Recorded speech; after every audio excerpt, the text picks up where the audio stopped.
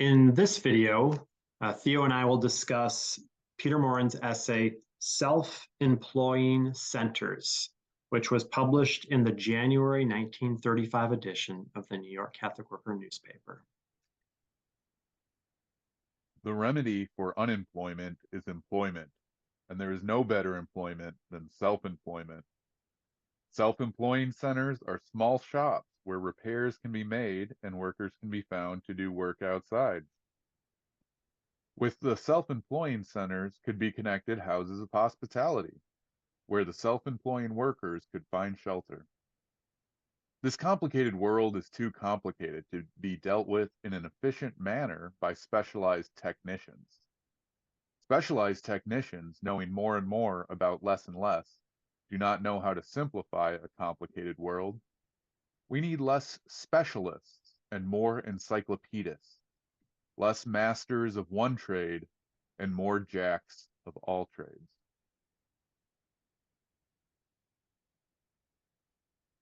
Um, the reason I wanted to talk about this one, it was not really because of the self-employing centers of Peter's, though maybe we should address them. Fire the bosses being one of his major taglines we like to talk about. Um, I think about this too complicated of a world kind of pretty often, and the specialized technicians. Um, as we've been sitting down talking about some of these essays, a number of them I'm realizing have to do with like finance kind of and the values of thereof within our society, uh and I think about like that specialization. I was talking to my mom the other day, and she's a teacher, and one of her kids like asked her a question about like how does all this finance stuff work in school, and she was like, I don't really know. And I think that that's like a very intentional thing. uh my favorite theologian, William Stringfellow, sometimes refers to it as like appeal to authorities sometimes, like, oh, this is very complicated, you can't understand it, so you just need to trust that it works the way it works because the smart people know. And because of that, like, we can hide a lot of things.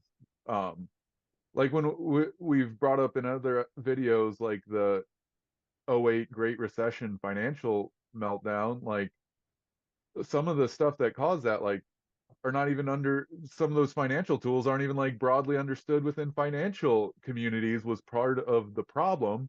So it allows for these people to make all this money without like a normal person understanding it. And even like money generally can like be used to like obscure things in that same way. Like if our neighbor had 1,000 chickens and everyone else is like dying from hunger, we might go over to and say to him like, hey, you have to share those chickens with us. But when we have like the money in a bank account, and maybe that bank account's even in a different country, and like all this stuff, it is harder to like enact that more functional society that Peter talks about. It's hard to like even understand how the acquisitive society is functioning. Um, yeah, and I think about the jack of all trades kind of thing. It We mentioned in a previous video, like how much ethics do you have to take in business school? You know, like that there really is like a value in like having to engage with thought, with ethics, with like how do we want to arrange our society, and that is true if you are going to be in finance, or if you're going to be an engineer, or you're going to be a doctor, or a farmer, or whatever. Like, if we're only being taught the very specific, like, technical details, we can find ourselves in that, like, question of, like, or in that position of not even asking, like, should we do something, um, even though we can. So I think a lot about that. And to touch on like the self-employing centers, that's another one of these things that it's even harder to imagine in certain ways today than in Peter's day, or how I think of it in Peter's day, just because like the monopolization that has continued to happen like under capitalism is to such an extreme nowadays that even if you are like a small craftsperson, business person, like Amazon will just like steal your item, produce it cheaper at a sweatshop in China, and then sell it for less on their already plugged in like global website. So like I'm all for like the self-employment. I'm all for firing the bosses, growing what we eat and eating what we grow as like practical uh like dual power building kind of strategies. But I do wonder, like, is this one of those places in Peter's thought where it's kind of like, is that enough for the historical moment we find ourselves in? Yeah, and I do. Maybe I'll start off with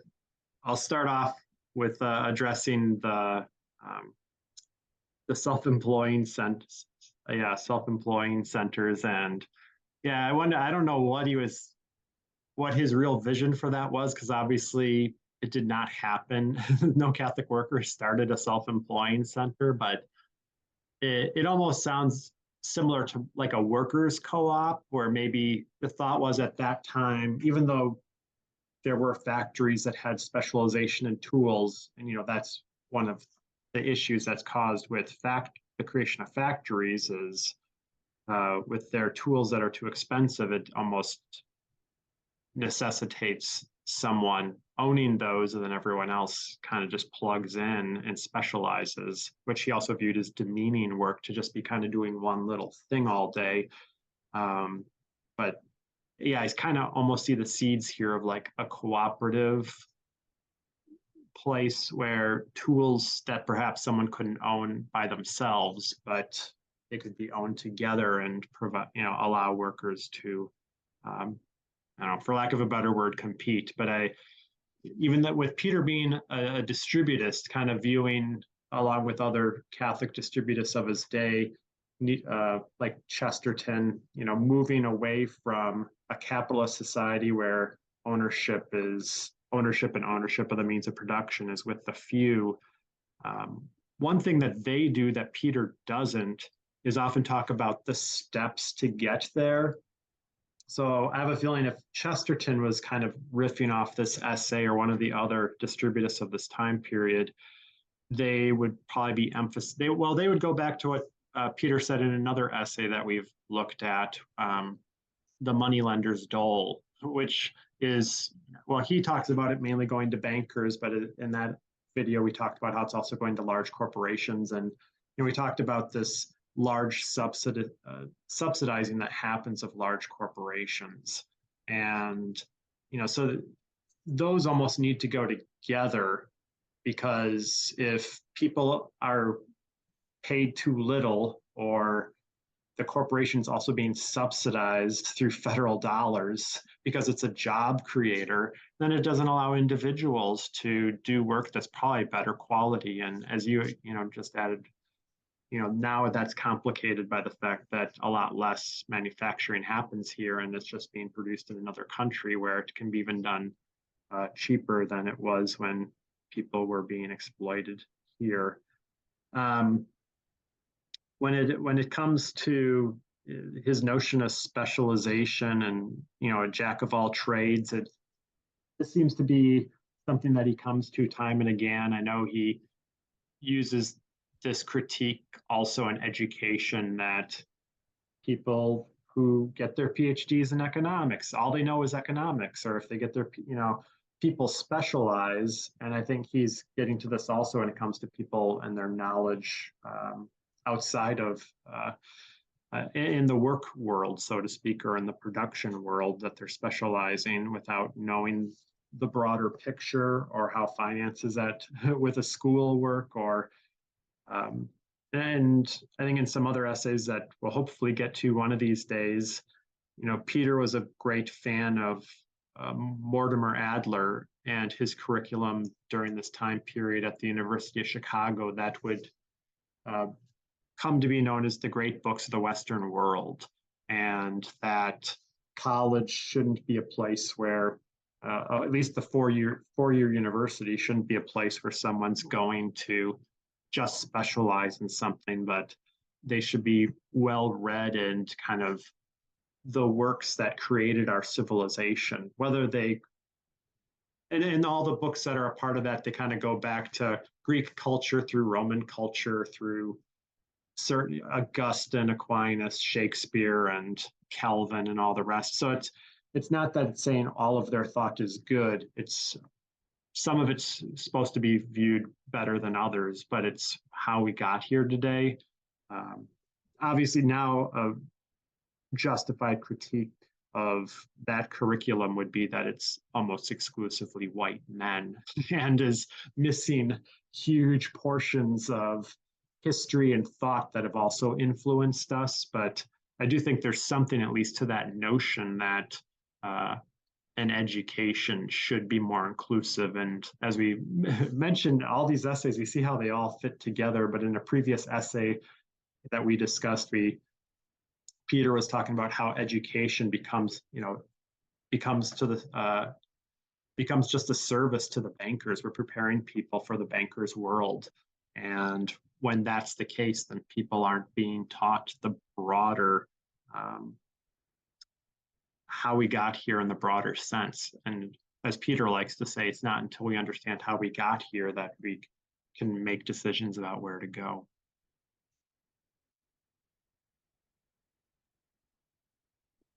One last thought is he argues, in fact, that the world is too complicated to be dealt with in an efficient manner. And I think that is interesting in light of like some of the stuff we've seen in recent years to like disruption of like global supply chains and stuff like that. Like at one point they were talking about like we can't build new cars because we don't have computer chips. And it's like, well, when I was a kid, they didn't have computer chips in cars, so like that would not have been a problem. Now I'm not a big car fan, but this is just like an example of that kind of like we've grown accustomed to this very complicated on demand in a moment world, but that is only going to like continue to get disrupted, this like very complicated system, in as we continue on looking at like climate chaos and everything that will ensue from that, include like directly related to weather, but like social upheaval and stuff like that too. And if we don't know how to do anything without this complicated system, we're going to be, up a creek with no paddle. Is that a phrase, or did I just make that up? Nope, Or that's a phrase. uh yeah, so like it is just like a practical thing. Or like, I mean, some of like the more like we've made agriculture more complicated by like needing these huge corporations and specialists to like make fertilizers and stuff like that. And they have to get more and more complicated. They like stop pesticides and herbicides, like stop working as good. The weeds evolved, and so it just has to be more complicated than it was before, and oh, but now we have soil erosion, and now that's like another complication. I guess Peter has a phrase in some other essay, when you're going down a blind alley, you don't, the only thing to do is go back. And in a practical way, I think it would be good to start considering which way, which steps to go back in this very complicated world. Yeah, yeah. And I think Peter often romanticizes the Middle Ages and even uses the notion of the blind alley because we have become too complicated. And there's always that danger, which I don't think Peter recognized enough, but I think the Catholic worker movement today is growing into, is that even if we went back to being a distributive society, I'm assuming we won't go back to kings and queens, but if we made our shift back economically, well, that doesn't ensure racial justice. And, that doesn't ensure that we won't see discrimination or harm happen to people because of sexuality or gender. And these were huge issues. They're huge issues now, and they're huge issues now because they were huge issues beforehand also. And so there's, not wanting to romanticize Peter, but realizing that we need to go back, but go back better than we were before.